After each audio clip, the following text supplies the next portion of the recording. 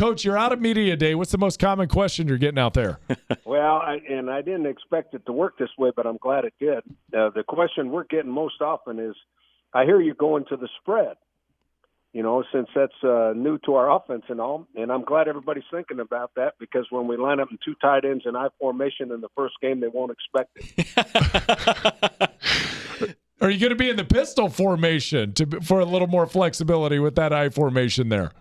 Well, we are. I mean, we're going to go more in the shotgun, and we're going to put some wide receivers out so that our offensive linemen can pick out the guys they're supposed to block a little bit better. But the running game's not changing. We're still running the power play. We're still going to run an ISO play. We're still going to run the zone play.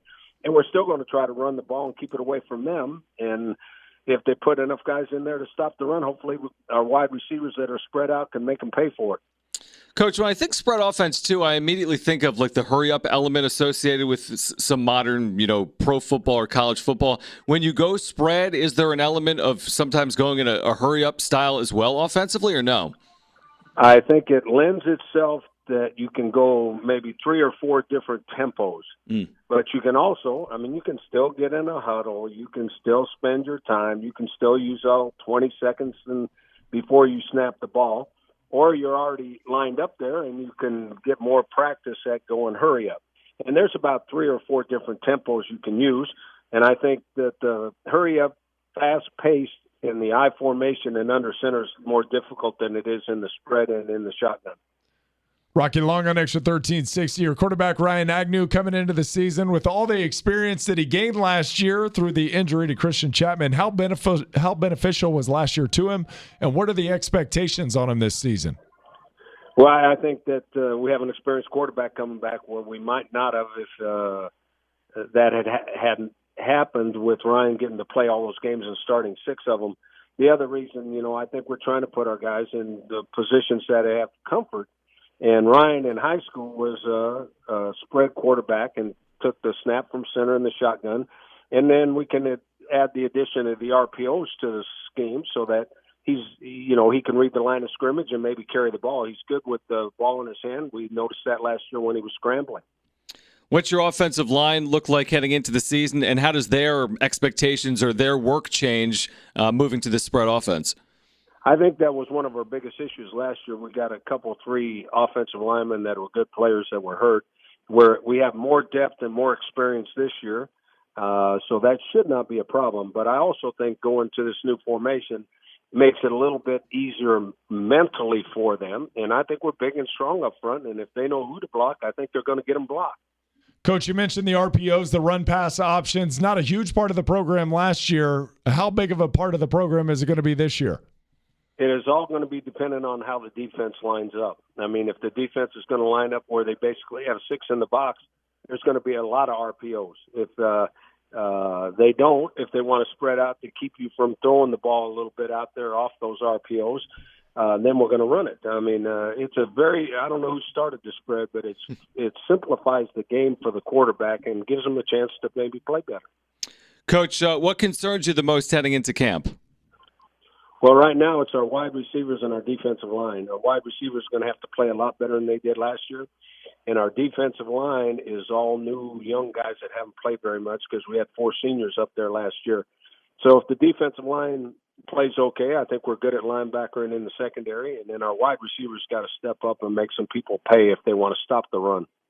Talking about that D-line, Brady Hoke's going to be in charge of that group this year. How's it been having him back in the building, and what kind of impact has he had on that D-line?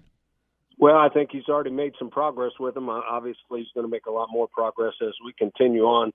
But having a veteran, very good defensive line coach in charge of young players is the perfect situation. Coach, how's I know it's still early in the Sdsu West Stadium project. Is that going to have a sizable impact for you and your coaches on the recruiting trail?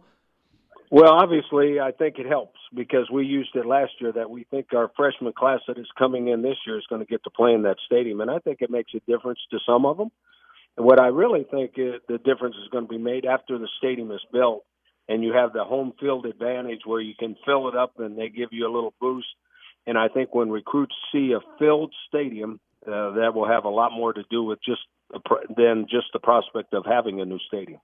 Coach, when you talk about that filled stadium, sometimes I concern myself with a young family about the start times. Do you concern yourself with the start times of football games that may be changed with the new TV deal?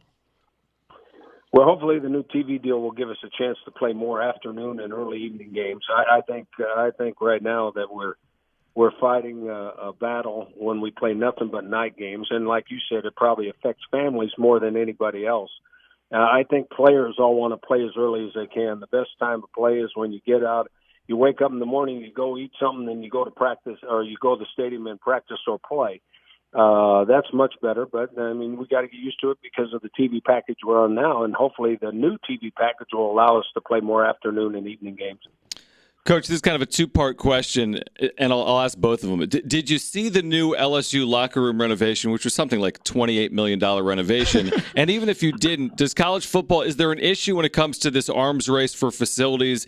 And is it good for the sport, the arms race, when it comes to facilities? Well, number one, our players have showed me the video of their new locker room. Because we have a nice locker room, but it's nothing like what they have, and of course our guys are going, what the heck, how come our locker room's not like this?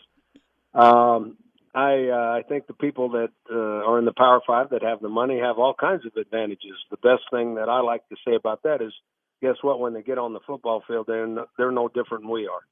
And because they're more highly recruited and they go to the places because they have more bling, which means locker rooms and such, that's their business. We go with the guys we got. They're good guys. They're going to play hard, and we don't mind. We'll play LSU. We don't mind playing anybody.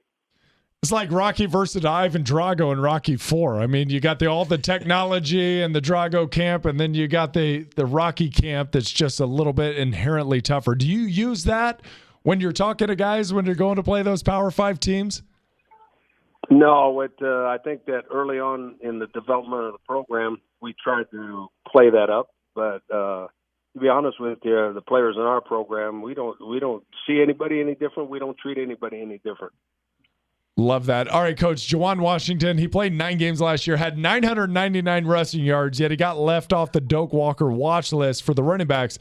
How'd that sit with him? How'd that sit in your locker room?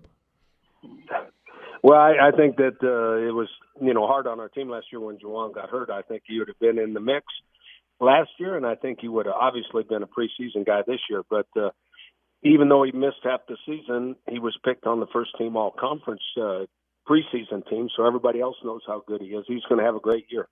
Yeah, what's your depth look like at tailback heading into the year? We know about Washington. Chase Jasmine is there. How does your depth look at tailback, which is so crucial for you, obviously? Well, I think we have a lot of good players there, and we'll determine which are the 2 best, and they'll get most of the carries. Coach, 39 days away. You got the countdown going on a calendar? Well, we start practice on August the 2nd, and so obviously that countdown's coming quick for us.